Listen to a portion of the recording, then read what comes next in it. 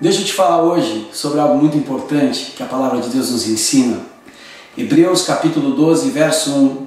Portanto, nós também, pois que estamos rodeados de uma nuvem tão grande de testemunhas, deixemos todo o embaraço e o pecado que tão de perto nos rodeia e corramos com paciência a carreira que está proposta, olhando para Jesus, autor e consumador da fé, o qual pelo gozo que lhe estava proposto, suportou a cruz, desprezando a afronta e assentou-se à destra do trono de Deus. Uma das operações de pecado que mais nos embaraça, como diz aqui o escritor de Hebreus, para que a gente se solte desses embaraços, é o fermento. Algumas situações que escondem uma perversidade por detrás, algo muito perigoso.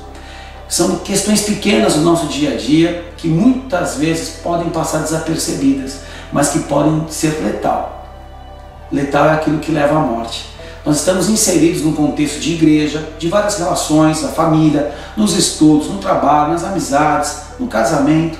E alguns acontecimentos envolvem algumas áreas que podem ter conflitos, circunstâncias. E é muito provável que a gente vai errar, falhar, um engano, mal entendido. Mas quando tem uma intenção maligna por detrás, se torna um jogo perigoso. Por quê? Porque há um interesse genuíno por detrás dessas questões que não ficam resolvidas. Satanás, nosso adversário, lança setas, dardos, flechas para nos destruir. E se não discernirmos, se a gente não se avaliar e ter uma percepção coerente do nosso coração diante de Deus, a gente pode ser enredado nesse fermento.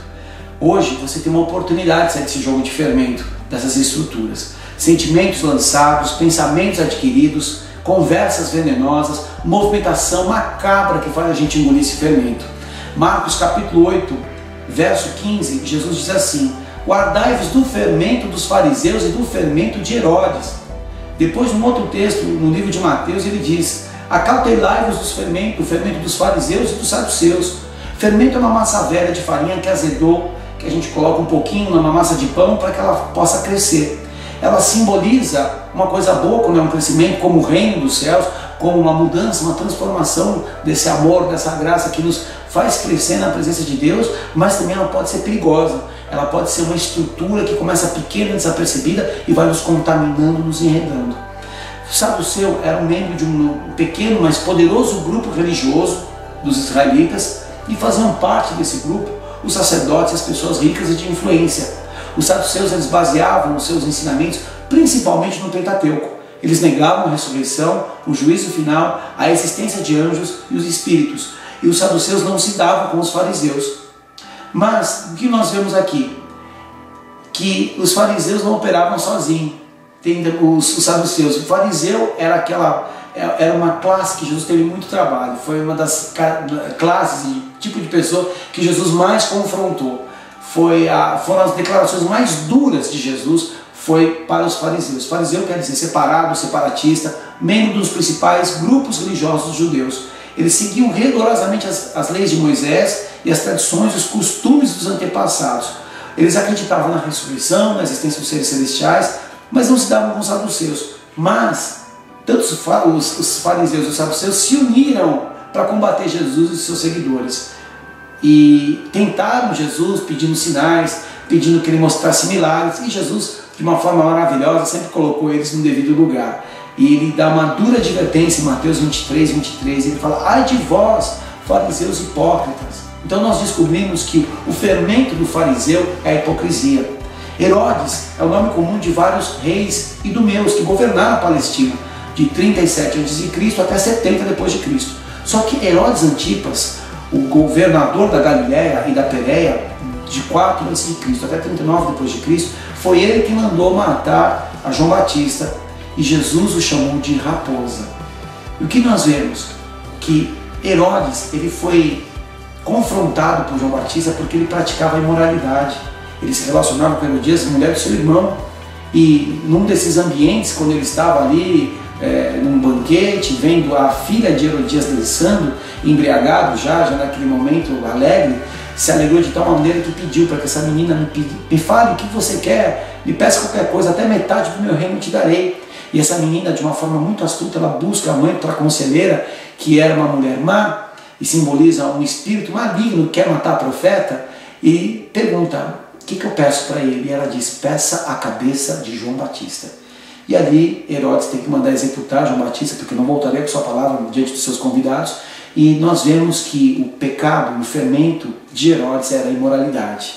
Nos nossos olhos, precisamos sempre buscar o alvo, que é Jesus. Manter o nosso coração nas suas palavras, na sua atitude, na sua forma de correr. Lembra que nós estamos correndo nessa carreira que nos foi proposta, e o fim é breve. E que a gente tem que diariamente desembaraçar o nosso coração dos pecados, das estruturas que querem atrapalhar a nossa carreira. Como eu disse, o fermento é uma das estruturas mais perigosas que nós somos alvo. E por isso temos que discernir. Jesus jamais perdeu o alvo, jamais entendeu que seria diferente o final da corrida dele. O final da corrida de Jesus foi o Calvário. Ele nunca deixou isso de lado, ele nunca deixou isso se desvirtuar. Ele sempre teve alinhamento com o Pai, sabendo que o propósito, o plano maior era o Gólgota, era o Calvário, onde ele traria a ressurreição e a redenção para todo aquele que nele crê. Então nós vemos que ele venceu a cruz, ele venceu as estruturas, ele venceu a vergonha, o pecado e a morte. Mas nós precisamos aqui agora, da nossa parte, vencer.